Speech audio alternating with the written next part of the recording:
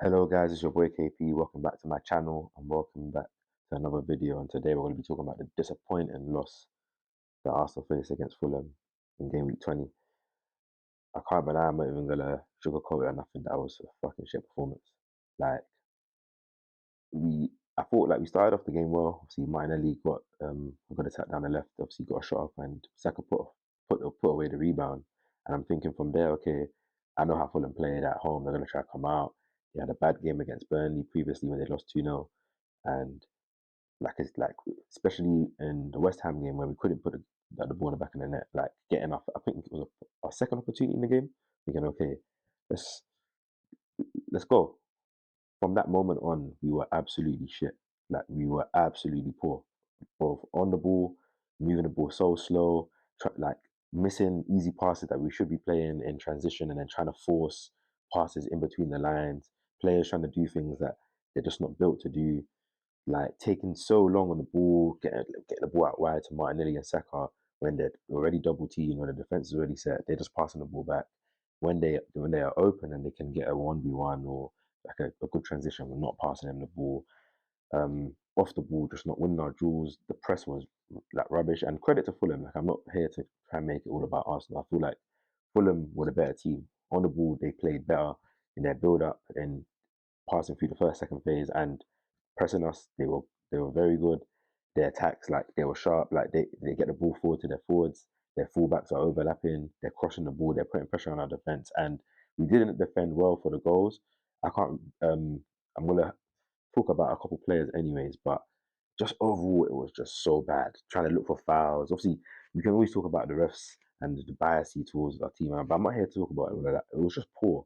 And coming off the fact that we lost to West Ham, a game where I came on this channel, I've talked about on my Twitter that I thought that we played well, just didn't have our finishing boots on. This game was, you would think a reaction, like we have the chance to go top of the league at least up until Monday when Liverpool face Newcastle, but like end on a positive, and do you know what I mean? Obviously, it's not certified that you're gonna win a game, but you can't perform like that.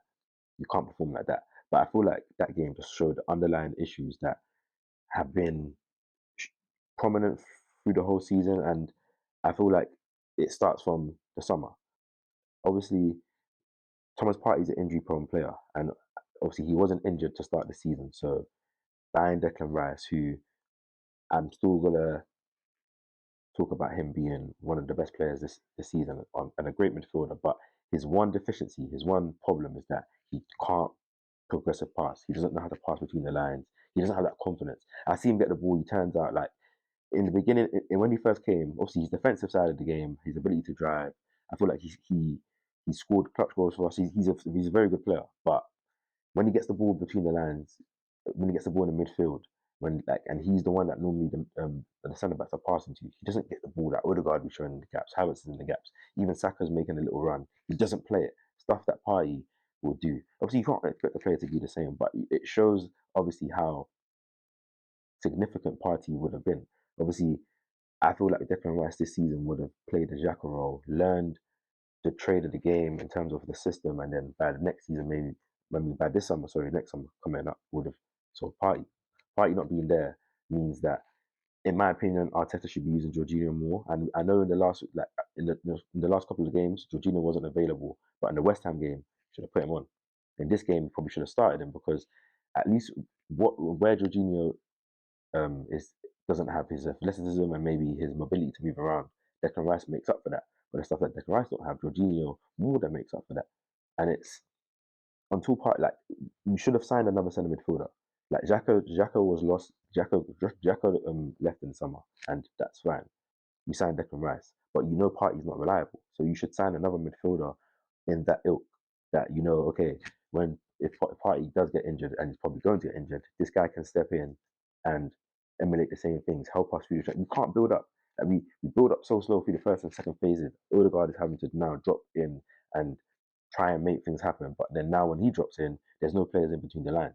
If Jesus drops in between the lines, there's no player up front. And yeah, Havertz can make a run forward, but then there's always a gap.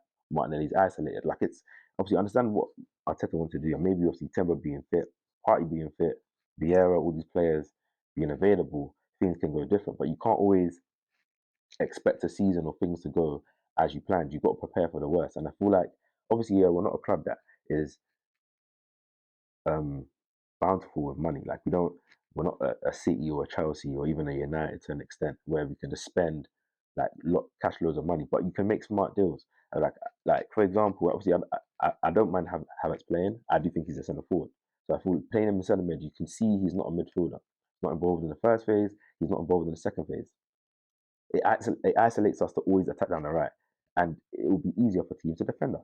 We should have had signed a left centre midfielder, someone of a Zubamendi, a Frankie De Jong, obviously not that level, but that type of player, a Kimmich, uh, Douglas Luiz, a player that can play on that left hand side, adequate enough to do both sides of the ball and can help us be more balanced. We don't play through the middle.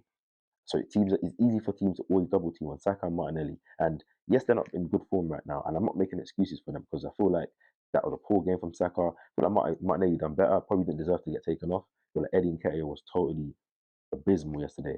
And I'm not getting on to Eddie, but he didn't do anything. And yes, the service didn't come. Like, and that's the part of the problem. What I'm talking about, you got to offer more options. You got to shout at man saying, "I'm making these runs, play it." You got to can't get the ball deep and maybe try to do things yourself. 1, 2. You can't just stay isolated. And it's like we're so. I don't know if this. And I'm going to move on to Mikel because I'm a big Mikel Arteta fan, but I feel like he now has a situation in which he has to get right.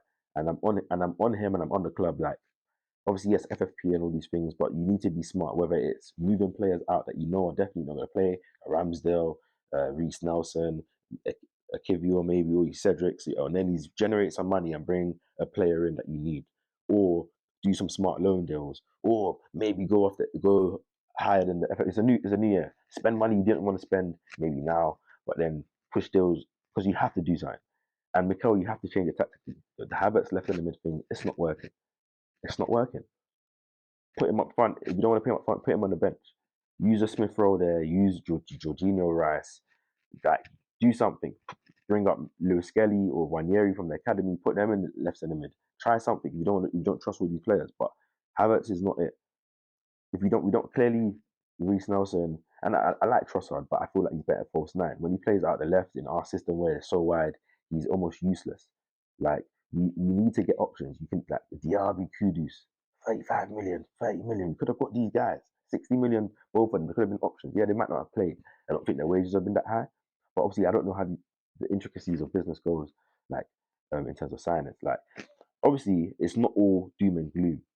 We're on 40 points. Obviously, City have a game in hand, so if they win their game, they'll be on 43. If Liverpool win their game against Newcastle, they'll be on 45 points. It's not all doom and gloom. I think we faced Liverpool in about 2 Premier League match games, I think, or about 3, and that's our home game. Um, that's our home game. So we have to win that game. That takes points away from them, but that's all wishful thinking. We need to get things right. Mikel needs to take this winter break. Hopefully, we can beat Liverpool in FA Cup and refresh things. Say like we need to make things more fluid. Yes, we're defensively more sound, and obviously in the most recent games we haven't been. We've been conceding very very poor goals, and it looks very poor conceding from set pieces. Early crosses can't clear our lines. Like it's like the same type of goals each game, and it's getting frustrating. But Mikel needs to change something. Kivio can't play left back. He doesn't have the build to play out wide. He can't defend. He gets skinned every single time. I remember Bakayoko and PSV, what he done to him. Like the same was yesterday. You took him up for half time. And obviously, I think Kivio's a good player. If you're gonna use him as a left centre back, rotate him with Gabriel. Like try and bring up Lionel Sousa from the academy. Yeah, Tomiyasu obviously you don't want to risk him, but you can't keep doing the same thing. Like it's like we're getting predictable now, and he now needs to make the changes. Like I feel like I don't blame him for the players that we get into the window. He can put pressure on the board and all these things, and maybe these results might just spur up some movement. And obviously, luckily we don't have a. Luckily, maybe it's better for us that we don't have a Premier League game until I think it's January 20th. So that's 20 days. Then we have the winter break. When we go to a warm country, he needs to change things up. He needs to get the spark back again. A lot of players are out of form, but he needs to we need to find a centre mid, or he needs to find a player in the academy that can do that job and has a bit of spark because it's not good. We need to get the front three rotating again, and maybe we might not be able to sign that striker in January because of the fact of it's going to be expensive. Like people are talking about just, and if we had that strike yesterday, we still need the midfielders because there's no creation. Like it needs to change. We need to become a bit less rigid in our taxes. Like we need to go off. like just instinct. You can't just always go off like the game plan. But I guess it is what it is. Obviously, I just want to say Happy New Year to everyone. I didn't say it at the beginning of the video, but I hope you guys have a Happy New Year. Everyone made it to the 2024. I hope everyone gets the goals and aspirations this year. Let's just keep trying to do everything we're trying to do, and obviously just pray for happiness and peace. Everyone like, subscribe, and please turn on your post notifications. Comment down below what you think about the game and what you think overall about Arsenal's 2023 and our chances of still winning the league. Like, it's knocked back my confidence a bit in terms of thinking that we're going to go for the league. In terms of win the league, I do think we're still going to win the league, but I can't have as much chest if things stay the same. I don't think things will stay the same because obviously Party comes back, Vieira comes back, Tomiyasu is going to be fit. Zinchenko, we're seeing that he needs a scan, so hopefully he's not out too long. But if he's out now, that's another problem. Like, we need to, it needs to fix up. But I trust that it can be there. I'm not trying to, I don't think it's panic stations. I don't think it's end of the world. But we definitely need this decisive moment. Maybe this is a wake up call. Like, if things have continued to go rosy, it would have been a good thing. It would have been better, especially if we had won. But it might have papered over the cracks. Now the cracks are completely showing. Let's see how we attack it. I'll catch you guys on the next video. And the next video, I'm probably going to be talking about a few transfer options that I feel like we can do, or just tweaks in the team that I feel like we can do. But I'll catch you guys on the next video. Speak soon.